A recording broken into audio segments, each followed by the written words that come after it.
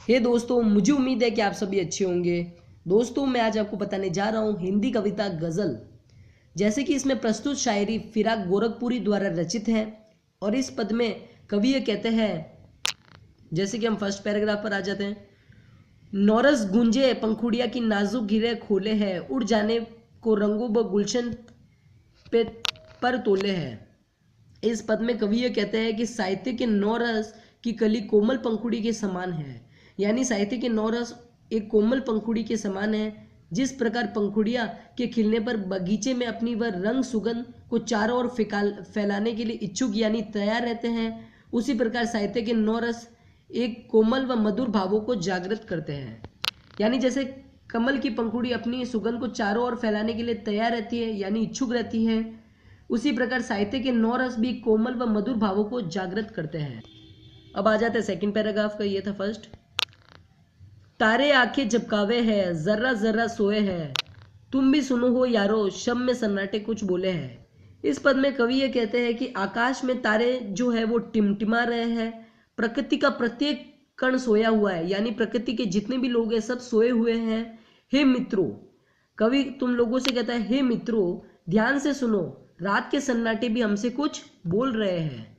यानी प्रकृति के प्रत्येक कण सोए हुए भी रात के सन्नाटे जो एकदम साइलेंट है वो भी कुछ ना कुछ इशारे कर रहे हैं, यानी कुछ ना कुछ बोल रहे हैं। ये था सेकंड। अब आ जाते थर्ड पर। जैसे कि हम हो या हमारी किस्मत हो, हमारी दोनों एक को ही एक ही काम मिला है, किस्मत हमको रो लेवे या हम किस्मत को रो लेवे है। इस पद में कवि ये कहते हैं कि हम हो या हमारी किस्मत, हम दोनों को एक ही काम मिला है। जैसे कि भाग्य हम पर रो लेता है या हम भाग्य पर रो लेते हैं, यानी हम अपनी किस्मत पर रो लेते हैं या किस्मत हम पर रो लेता है। इस प्रकार ऐसे व्यक्ति पर कर्म पर विश्वास नहीं करते। यानी कवि का ये कहना है कि जो व्यक्ति अपने भाग्य यानी किस्मत पर जो निर्भर रहता है वह व्यक्ति आगे कभी कर्म या विश्वास नहीं करता है और वह पीछे दुनिया से पीछे रह जाता है। ये था थर्ड। अब आ जाते फोर्थ पर। जैसे कि जो मुझको बदनाम कर रहे हैं, काश वे इतना सोच सके, वे मेरा पर्दा खोले है या वह अपना पर्दा खोले हैं। इस पद में फिराक गोरखपुरी यह कहते हैं कि जो मेरी बुराई करते हैं वे बुराई करते समय इतना ज़रूर सोच ले कि वह मेरे रहस्य को खोल रहे हैं या अपना रहस्य लोगों को बता रहे हैं। अर्थात जब हम किसी की बुराई करते हैं तो अपने स्वरूप की भी हम रक्षा नहीं कर पाते, क्योंकि हम दूसरों की बुराई करने में लग जाते हैं और अपने स्वरूप की भी चिंता नहीं करते कि वे उसका पर्दा खोल रहे हैं या हम अपना पर्दा खोल रहे हैं। ये था फोर्थ पैराग्राफ। अब आ जाते फिफ्थ पर। ये कीमत भी अदा करे है, ए बदुरस्ती ए होशो हवास, तेरा सौदा करने वाले दीवाना भी हो ले है। इस पद में कवि ये कहते हैं कि मैं पूरे विवेक के साथ तुम्हारा प्रेम की कीमत अदा कर रहा हूँ, यानी तुम्हारे प्रेम की कीमत चुका रहा हूँ, क्योंकि तुम्हें पाने का सौदा करने के लिए हम दीवाना होने के लिए भी तैयार हैं। अर्थात अपना सब कुछ न्योछावर यानी त्यागने के लिए भी तैयार है, दीवाना बनने के लिए भी तैयार है, न्योछावर यानी त्याग करने के लिए भी तैयार है। हम उसको उतना ही पाते हैं जितना हम खुद को खो देते हैं। यानी कवि के कहने का मतलब यह है कि हम उस चीज को उतना ही पाते हैं जिसका हम उस चीज में अपने को खो देते हैं। जिसको हम उस चीज में ज्यादा लगा देंगे अपने आप को, हम उसको चीज को उतना ही पाएंगे। ये था फिफ्थ पैराग्राफ। अब आ जाते हैं सिक्स्थ पर। जैसे कि तेरे गम का पास अदब है, कुछ दुनिया का ख्याल भी है, जिसे छिपा के दर्द के मारे चुपके चुपके रो ले है। जैसे कि इस पद में कवि ये कहते हैं कि प्रेमी अपने प्रेमिका से कहता है कि तुम्हारे दुख के प्रति सम्मान का भाव है, अतः अपने प्रेम को सबसे छिपाते हुए हम अपने दर्द के कारण चुपके चुपके रो लेते हैं। अतः हम अपने प्रेम के कारण दुनिया से छुपके छुपके ही रो लेते हैं। ये था सिक्स्थ। अब आ जाते हैं सेवेंथ पर।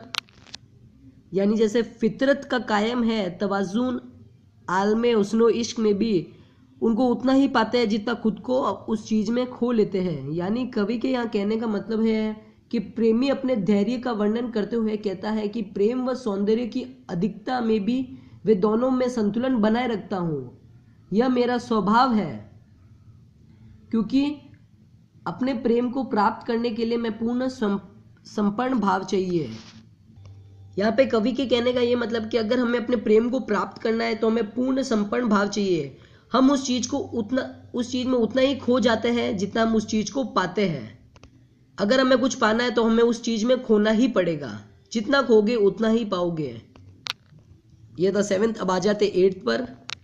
जैसे कि आबो तब अश्वर ना पूछो तुम भी आंखें रखते हो, ये जगमग बैतों की दमक है या अब मोती रोले हैं।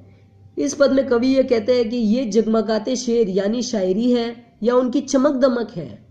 कवि कहते हैं कि हम थोड़ी भी आंखें रखते हैं यानी हम भी समझ रखते हैं, ये हमारे हृदय की पीड़ा है यानी हमारे दिल की पीड़ा है, जो आंसू बनकर छंद बन गई है यानी वो बंद पड़ गई है।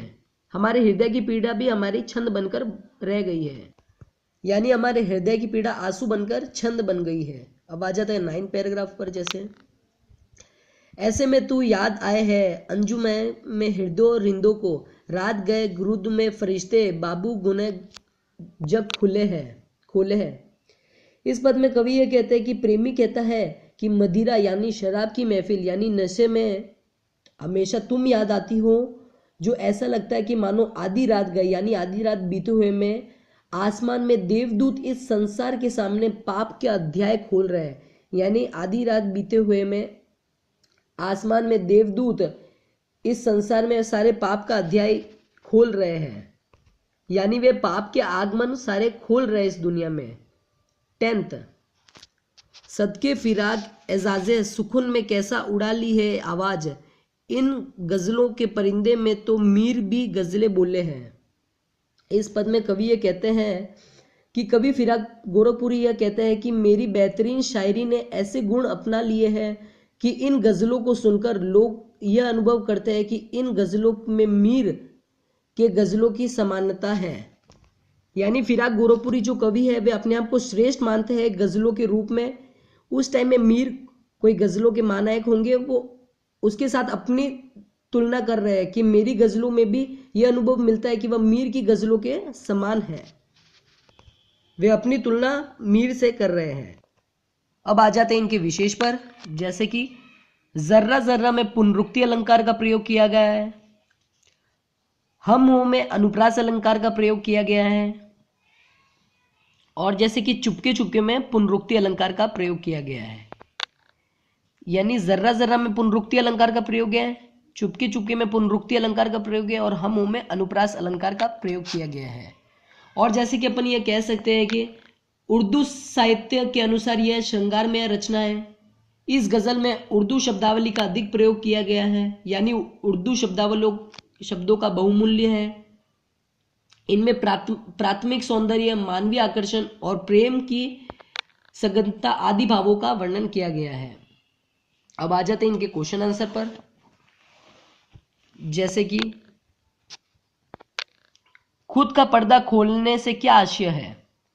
जैसे कि कवि फिराक गोरखपुरी कहते हैं कि जो मेरी बुराई करते हैं वे बुराई करते समय इतना जरूर सोच ले कि वे मेरे रहस्यों का खोल रहे हैं या वे अपने रहस्य बता रहे हैं। अर्थात जब हम बुराई करते हैं तो वह हम अपने स्वरूप की भी रक्षा नहीं करते हैं। ये द फर्स्ट। अब आ जाता है सेकंड पर।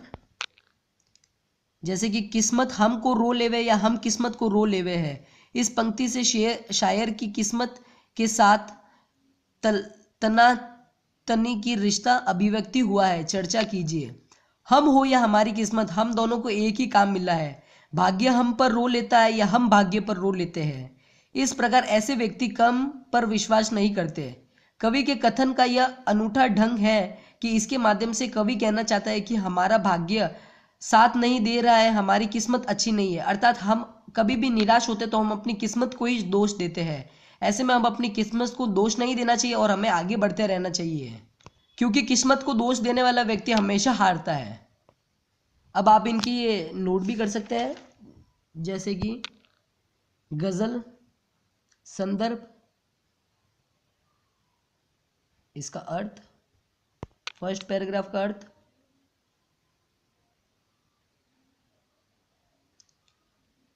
सेकंड,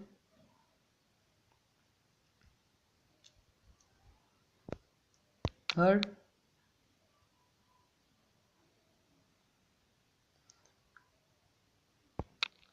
फोर्थ,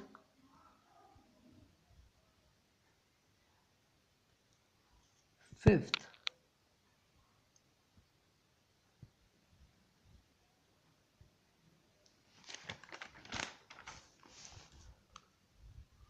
दोस्तों ये थोड़ी सी मिसअंडरस्टैंडिंग हो गई थी गलती से, ये 6th है, ये वाला 8th है,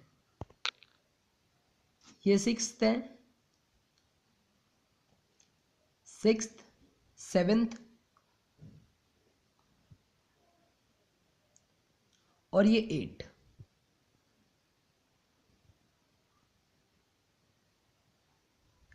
यानी 6 7 8 तो यहाँ पे हो गए, और अब ये 9 और ये 10।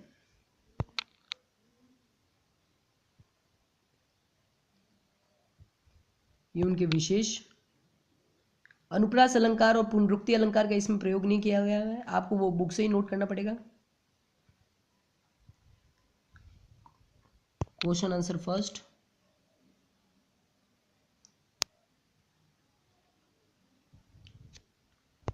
और ये second.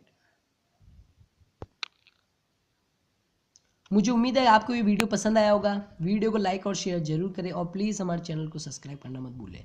Thank you so much.